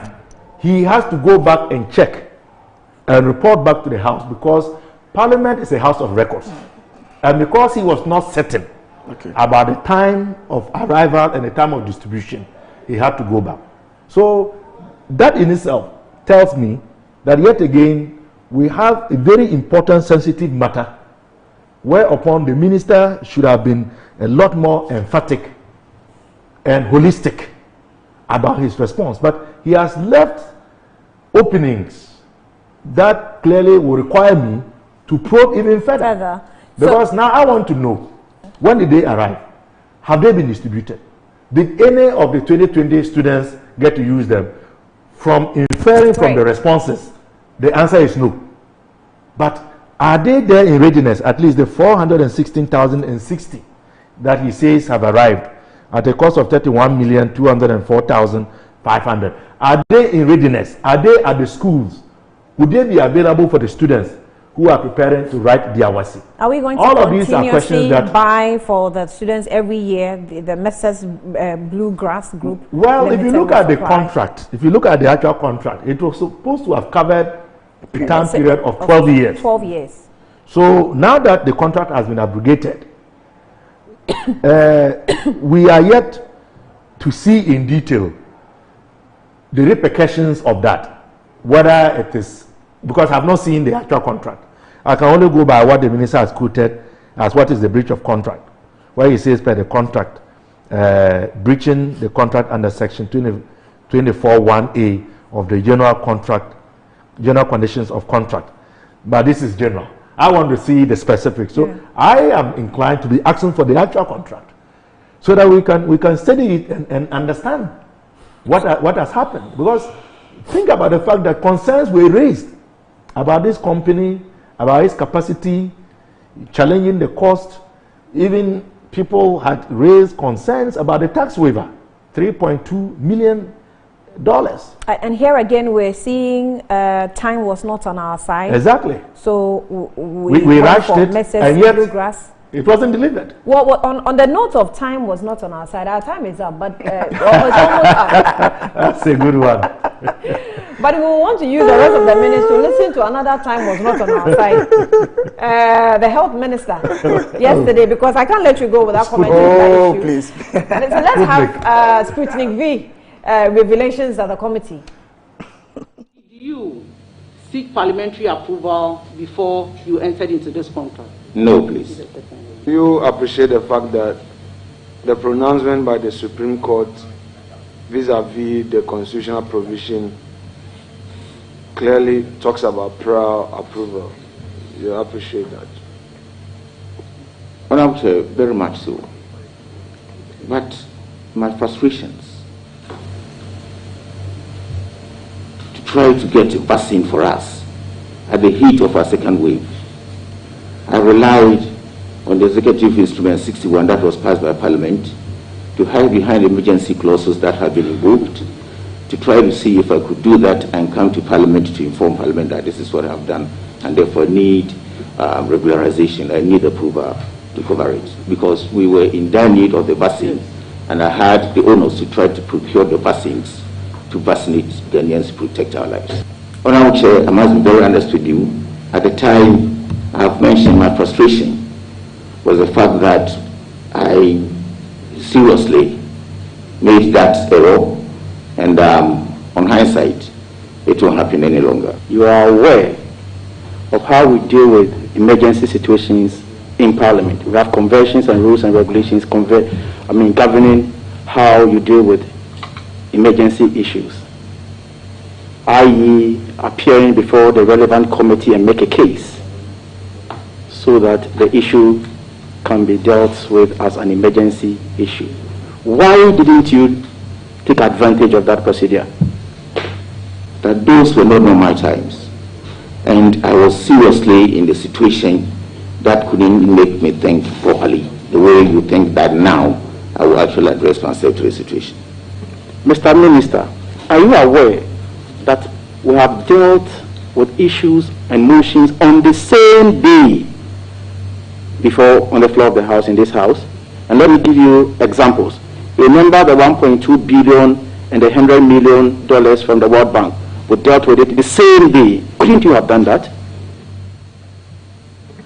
I could have done that, but the circumstances at the time.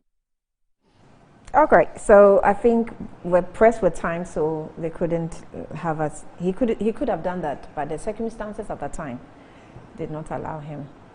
And the member of the Health Committee is here. Honorable Kwabre North.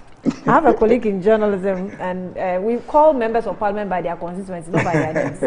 Yes, so. Well, let me first say that when Mr. Park was speaking, there's actually nothing wrong when the minister, in answering questions, requests to come back with the facts. Because, of course, the initial question was not about the specific dates of arrival. So he was in his right to have said that, no, I want to go get the full fact and come back. It's nothing unusual about it. Now, on this Sputnik issue, Mr. Park has been in Parliament for some time. I mean, this is not the first time decisions are made and later come back to Parliament for ratification. I mean, it happens. Sometimes the urgency of the time requires that certain decisions will be done, and then you can come back to Parliament to get ratification or get it formalized. There's nothing wrong with that. I didn't actually watch the proceedings. It was just last night that a colleague of mine sent to me just a portion where the minister had said that at that particular moment certain things happened and he had to take certain decisions on the spell of the moment. I wish to listen to the entire proceedings. I'm sure there's a reason for that particular statement. Something might have premised that particular statement.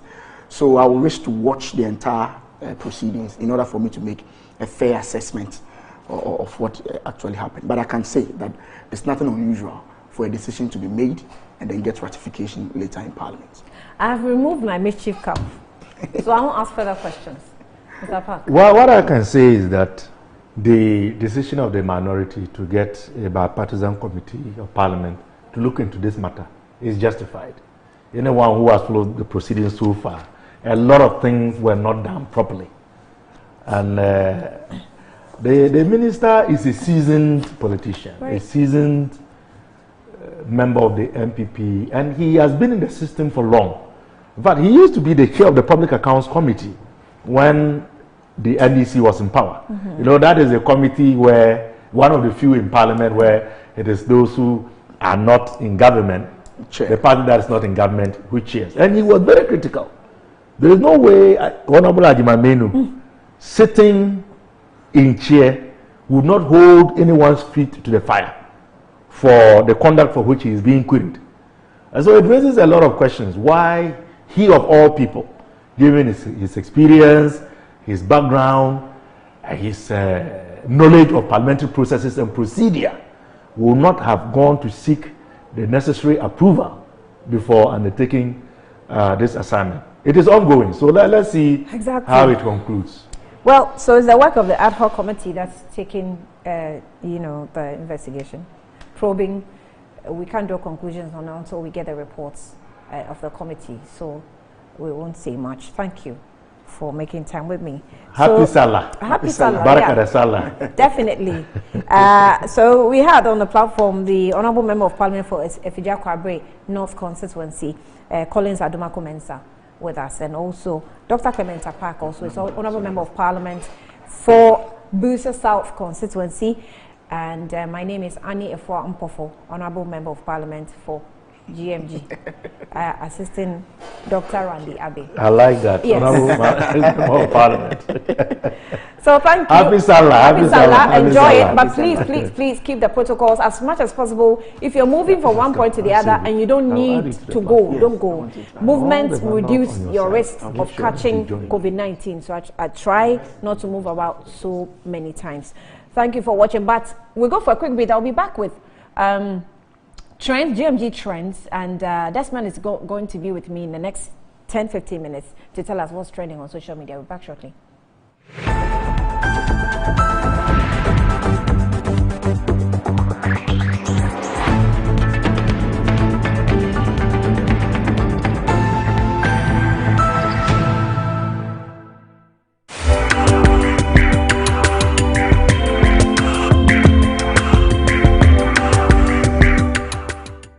The search for a reliable partner in dealing with your U-turn bus needs has been made easier and convenient with SA Automobile.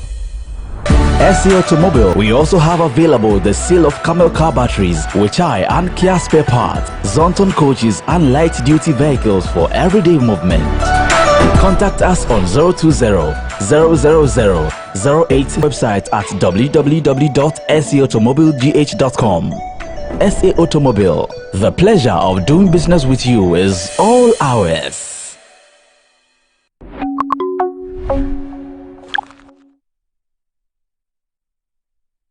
Welcome wherever you are on Planet Football. You can go anywhere in the world, but nobody feels football like we do. There's no feeling like that feeling. It's a rhythm that moves us. A wild celebration. The 90 hours banter before the 90-minute game. Tony is very lucky that his father is a better person than Ole.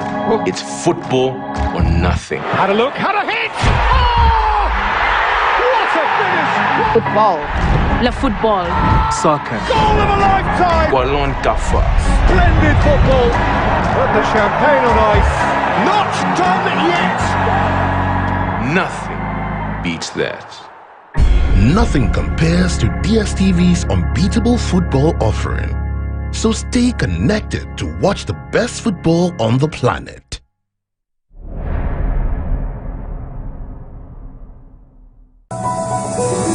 Are you tired as a consumer in Ghana when it comes to issues that confront you as a consumer? Worry no more. Kofi Capito, I'm here to give you the information, all that you need to make sure that your right is protected as a consumer. We have too many laws and agencies that should protect the right of the consumer. I'm here to give you the information that will help and assist you to get goods and services delivered to you without any worries. Watch the Capito Show on Metro TV.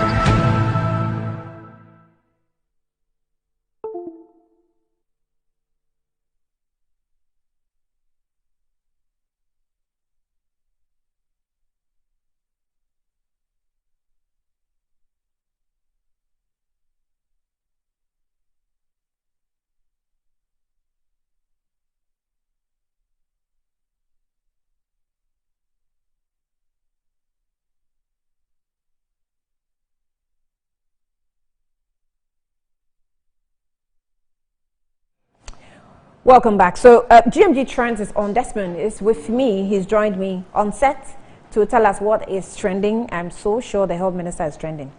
Desmond. Yes, good morning, Annie. And it's I haven't checked the trends, but I'm sure. Definitely, he's trending on social media. People are talking about him after the revelation yesterday. And people are calling that he should resign and all of that, or he should be fired. And so we'll get to check all of that out on social media. Also, Honorable Kennedy Japan is trending this morning on Twitter. Yes, he is trending. So we'll get to talk about that also. And also hashtag fix GPL, that is fix the Ghana Premier League. That is also trending on Twitter. And an interesting one from Uganda. You know what? The Olympics will be starting very soon in Japan. And this guy, part of the team of Uganda, got to Japan and ran away. So I'm going to tell you about that. So let's begin with the health minister. Lots of people have been writing about him on social media, calling for his resignation after he admitted that he did not do due diligence before contracting with the private office of one Emirati sheikh, that is Sheikh Ahmed Dalmouk Al Maktoum, for a 3.4 million doses of a Sputnik V vaccine. Now, this one on Twitter says the health minister must be sacked. Better still, he should do the honorable thing by voluntarily resigning. How do you commit government of Ghana into an international transaction without approval from Parliament? He may have had a good intent, but he breached the Constitution. So that's coming in from K on Twitter. We'll move on to the next comment, what people are saying on social media. This one says, Chachuchi Kata went to jail for 230,000 Ghana cedis he had invested in GNPC. Now, the health minister's scandal does in the same region of 170 million Ghana cedis, and he still at post 6 hours after he confirmed that he made a mistake. Well, that's what someone is saying on Twitter. Also, this one says that, this one is from Anand Perry Ayin on Twitter, and he says that, a quote from Kwekwa Jumamine, that is the health minister, that I made an error in not seeking parliamentary approval in Sputnik V transaction. I also did not seek cabinet approval, and he says that me, under Akufo-Addo Bawumia government, any official does what he or she likes at the expense of Ghana thanks to NDC MPs. Okay, so that's from Anand Perry Ahin on Twitter. Now, this one from Ni Anya on Twitter says, in a more serious country, Kwekwa Jumamine will do the honorable thing and resign as the health minister. But in Ghana, we did. Very interesting one. And we'll go for the final one, what people are saying about the health minister on Twitter. Then we'll move on to Fix Ghana Premier League. This one says, thanks to God, he has been truthful. Someone will not even tell us the truth. He should resign, be sacked, or we forgive him and apologize and pledge not to do so again. I'm not supporting him though, but the fact that he told us the truth, I am okay. To me, he should just resign. So those are some of the comments on the health minister's statement yesterday on Twitter. Yeah, definitely. He's trending on Twitter. Now let's move on to football. That is the Ghana Premier League. Well, it ended over the weekend, but lots of controversies about some match fixing scandals. Well, Ashanti Gold played against Inter Allies, and the game ended 7-0. Yeah, 7-0. And apparently, one player of Inter Allies scored 2 own goals. And he said that he had heard in camp that there had been some match fixing, betting thing in camp. And so he decided to spoil it by scoring 2 own goals. And the GFA, they've announced that they are going to investigate into the match fixing scandal involving Inter Allies and Ashanti Gold. And both teams have actually put out statements that they were not involved in any of such things. But let's see what people are saying on social media about this particular situation about the Ghana Premier League. This one says that, I am highly disappointed so much in Redu Mensah Danso. Oh, he has my name too. The goalie for Inter Allies, the Redu Danso I knew years ago in SSS won't concede these kind of goals. A Navy officer to Redu should have stayed out of these games actually with the hashtag FixGPL. This one says from Oredu Kwampofu, he says that something doesn't add up. If Inter Allies knew Ashgold wanted 5 goals and wanted to ruin it, why didn't they prevent them from scoring 5 in the first place? After waiting for them to score 5, then you score 2 own goals to spoil it. Doesn't make sense. Hashtag fix GPL. That is from Oreku Ampofo, the journalist on Twitter. And this one from Black says that, make you people shun the announcing, make we tag the appropriate authorities, and he tags FIFA. Can you please seize Ghana from all football-related activities forever and ever? Well, I don't think that's anything good for us. We just need to make sure that those who are involved in that are punished with the hashtag FixGPL. This one says that too many match fixing in the Ghana Premier League and the other competitions. Top club officials, players, journalists, reporters, fans, amongst others, are all involved in this mess. This is beyond sad. I am very embarrassed. We can't continue like this. This is from Nuhu Adams. He's a journalist in sports. And Sadiq Adams says that when Ashgood played King Faisal in the 5-1 thriller, a betting company sent a report of a match being fixed. At least 3 numbers each staked 10,000 cedis on correct scores 2 hours before the game. The numbers were traced and there were persons closer to Ashgood. And he continues with the final one saying that, well, he made a report to some officials of the GFA, but nothing happened with that particular one. Let's move on and talk about Honorable Kenny Japan. So yesterday, he was on his TV network and said a couple of things, and people have reacted to that on social media. Let me take you through that also, what exactly people are saying when it comes to Honorable Ken Japan. And he was trending last week, though, after he made, after Multimedia sued him, but he's back in the trends. Also, we're going to check that one out. And of course, we'll talk about Eddie Mubarak. That's also trending on Twitter.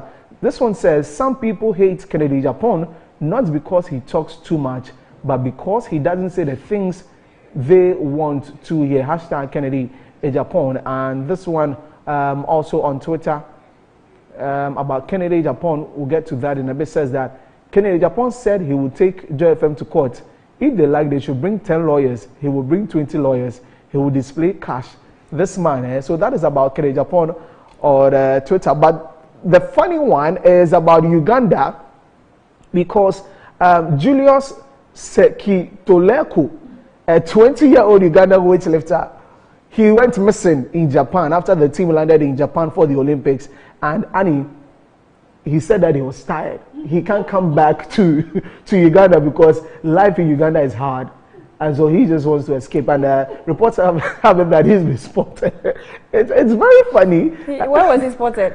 He was spotted in one of the hotels in Japan. Goodness. But he's not been arrested yet. But hopefully. The other thing also is that Uganda sends more officials than the athletes themselves. Okay. And that's also being talked about on Twitter this morning. Yeah. So those are the trends this morning on Twitter. And of course, as always, it just gives us an awakening as Africa. I don't know what else we can say to our leaders. We have run out of words. We are short of words. They really, really need to do something about this continent. Yeah. The youth especially are frustrated. Because you know when you see more things and bigger things, their aspirations become big and their hopes become bigger than what our fathers had. Definitely. So you know that you have to work double what you did before. Yeah. But thank you for GMG Trends. And that's all we have for you for Good Morning Ghana here on the platform. It's been a good holiday, but continue to stick with Metro because we're bringing you a 24-hour service of TV programs. And now we're linking to Michael Ojo, who's standing by with the Metro Sports. On Metro Sports today, we take a look at the big issue of match fixing in Ghana football. And the Ghana Football Association has issued a statement on what happened at the Obuasi Lenkley Stadium, where there were allegations of match fixing in the Ghana Premier League match day 34 fixture between Obuasi Ashanti Gold and Inter Allies. And we'll delve deeper into that issue and bring you all the analysis, what must be done. Is this an opportunity for the FA to put a stop to match fixing? Have they got the mechanisms to even do that in the first place? We take a look at all these and more, some build up to the Olympic Games and some clubs that have engaged in pre-season preparations ahead of the start of the major European League season. We have all these and more to share with our viewers here on Metro Sport. I'm Michael Kofi Odro. We'll do a quick break. We're right back with all the highlights and details. Right, so all about match fixing. I don't know if match fixing is still going on in this country, but well, obviously it still happens. Actually, even on the international front, it's still happening. That's why some people's prophecy will not come to pass. But that's it for you this morning. Michael Joe will join us pretty shortly. Metro TV, insightful and inspiring moments. Metro TV and also on DSTV channel.